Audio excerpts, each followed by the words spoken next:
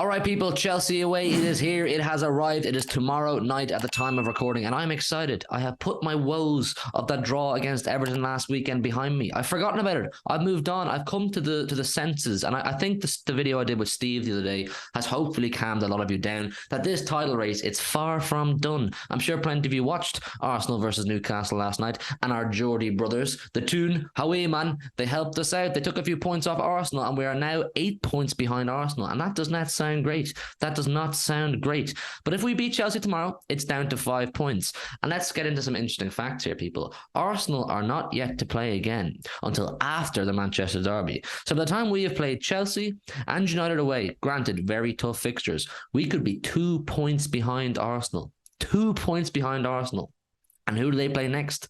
Tottenham, North London derby. Tottenham play Arsenal, and the pressure's on. The pressure's on. It's getting serious at that point, but we need to do our business tomorrow night in Stamford Bridge. And Chelsea have won 1 of their last 6 games in all competitions. And that was against Bournemouth. Chelsea are on a stinking run of form right now. I think most Chelsea fans will tell you they're not really sure the direction they're going. They're not sure what to think about Graham Potter. Are you Graham Potter in? Are you Graham Potter out? You take in the circumstances whereby he hasn't even had a transfer window yet. You have to give him that time, but he still has to be doing a lot more with the players he has at his disposal right now. They spent, 280 million last summer? You think 280 million, even for a manager who hasn't, bought those players, there should be enough quality there to build a good team and make a good challenge for top 4, because Chelsea should really, with the money they spent, be looking at top 4. But listen, from our point of view, like I said, I watched them.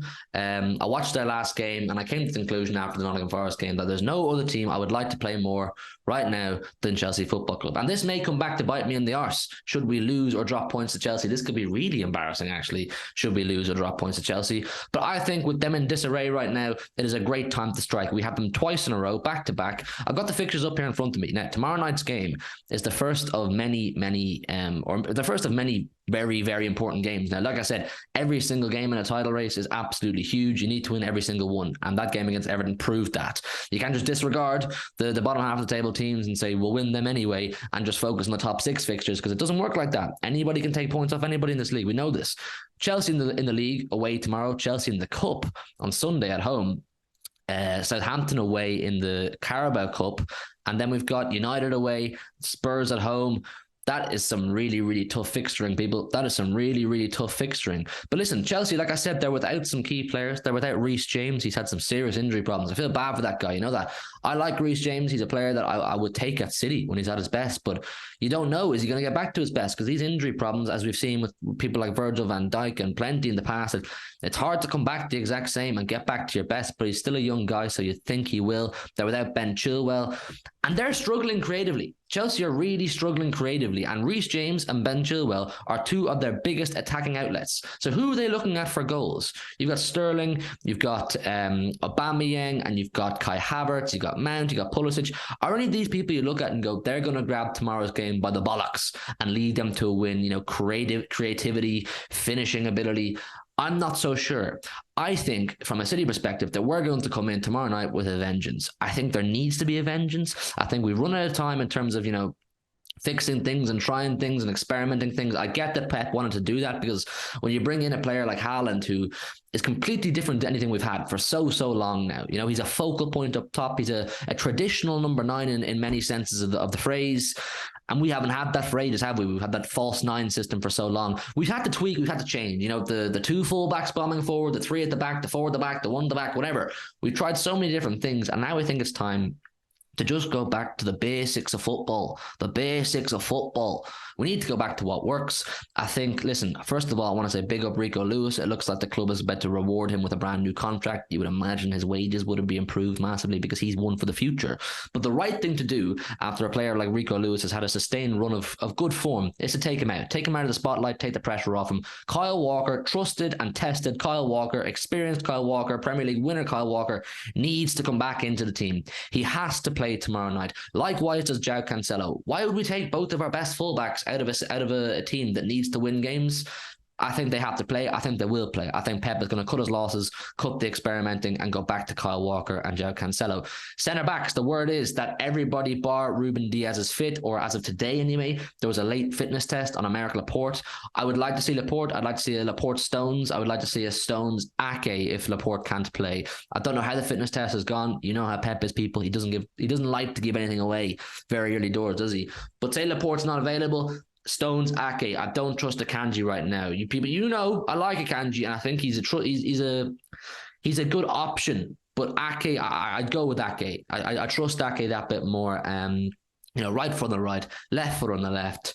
Basic football, go for it. In terms of midfield, I know Bernardo has been in the firing line a little bit in the last few days based on those quotes he gave to a journalist. The journalist's names or the outlet's name slips my mind. I still think he's going to start. I think it's going to be a Rodri, Bernardo, De Bruyne in midfield, and that's what I want to see, because that Chelsea midfield is really lacking intensity and energy. I mean, who are they going to play? Are they going to play Kovacic? Is Kante available? I'm not even too sure. Is Conor Gallagher going to play? I'm not sure who Chelsea midfield is going to be, but a problem for Chelsea in recent weeks, or since Graham Potter, since the start of the season, has been the midfield is lacking energy, and as I refer to, there's no creativity. If we can absolutely slap them up in the middle of the park, we will dictate the flow of the play. We'll dictate the flow of the game. And that's what we need to do. The front three is where things get sticky, because our front three has been a massive talking point in recent weeks, hasn't it? People saying Grealish shouldn't play. He's not good enough. 100 million flop. Mahrez not offering enough. Haaland, we're relying on him too much. Is he taken away from overall style of play? I've seen some people suggesting Haaland shouldn't play at all, which is absolutely crazy considering he's scoring goals for fun. And you know what? I think a lot of these questions, they're justified, but it's just it's a whole team problem. It's a whole team problem that Pep has to sort out. I still think stick with Grealish, but I would go with Foden on the right. You could even go with Grealish on the right and Foden on the left. Both of them have to play together. Leave Haaland up top. I get people want to see Julian Alvarez, but let's not shoehorn him into the wing. I know he can play there, but let's not shoehorn him in just because he's Julian Alvarez. He will still have a role in the squad. He will still score goals. He'll still play plenty of football. Grealish, Haaland, Foden, that's my front three. We haven't seen Grealish, Haaland, Foden as a front three since when, people? Since we put 6 on Man United. We put United to the sword, scored 6 goals on them, and we haven't seen that same front three since. I want to see that again. Listen, tomorrow's a massive opportunity. I think we really need to, by the time Arsenal get to their North London derby, they need to be under pressure. They need to be feeling like, okay, we're in a title race here. We did slip up a little bit against Newcastle, but City are on our tail. City hopefully will have beaten Chelsea and beaten United. 2-point gap. We can't fuck up further. Because then if Tottenham go and beat Arsenal and we win our next game, who's top of the league? Manchester City. Massive game tomorrow. I think it's a massive opportunity to just get back into our flow. We need to click right now. We need to go into that run. Some people saying City aren't the same juggernaut they used to be. They're not the same beast. They're not as formidable. They're not as scary. And I get that things have changed and we don't look the same at face value. But there's no reason we can't go on another one of those runs. We have the quality. We have the depth. Something that we have over Arsenal is we have depth. You see when there's no Partey, if there's no Odegaard, if there's no Saliba, you know what I'm saying, people. If any of these players aren't available for Arsenal, it's a massive blow for them. We have sufficient replacements to come in and back up our players. I'd like to see Calvin Phillips play tomorrow night. He needs minutes. Pep's talking about body language and players out of shape. Calvin Phillips needs to prove himself. He needs to step in when he's called upon and prove himself. I'd like to see him get minutes tomorrow, and I'd like to see him get even more minutes against Chelsea in the Cup on the weekend. Am I thinking along the lines of, would I throw the Cup away? Personally, I don't know. I'm leaning more than I ever have towards yes, but I know Pep won't. That's what Pep Guardiola brings to Manchester City and what he'll bring to any team he's with. Pep Guardiola wants to challenge for absolutely every single trophy. But listen, tomorrow's a huge game. I'm going to the game. I'm going to Stamford Bridge. I'm really looking forward to it. I hope I'm expecting a really good atmosphere, a really good noise. There's train strikes of some sort. Obviously, I don't live in England, but I've been told that there's a lot of train strikes, so there's issues with trains, so fans can't get down from Manchester. Will that affect our attendance? I hope not. I don't think so. I still think we'll have a full away, and the tickets seem to be pretty hard to come by. I'm really looking forward to Stamford Bridge under the lights. And I just want to see a good performance. I genuinely think that if we come in with the correct energy tomorrow and Pep picks the right team, no more fucking about. No more fucking about, like I said at the start of the video. I don't see why we can't put Chelsea to the sword. I don't see why we can't make a massive statement. I know, losing to Brentford and then going and dropping points to Everton, it doesn't look great.